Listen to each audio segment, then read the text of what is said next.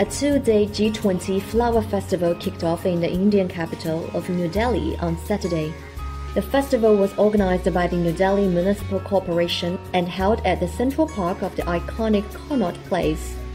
Various flowers, flower-themed artworks from China, and Chinese folk music are showcased at the Chinese Pavilion.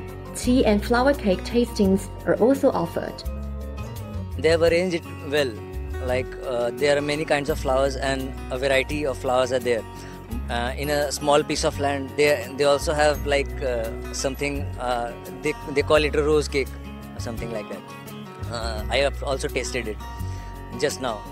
So it was very cool. We actually saw the various kinds of flowers, and it's very intoxicating and it's very good, and people also are enjoying. We are also very much enjoying the vibe, and we have also people are also introducing us with what kinds of flowers are there. We get introduced with the culture also, in being in India and having the experience of Chinese culture and flowers and everything. It's very good.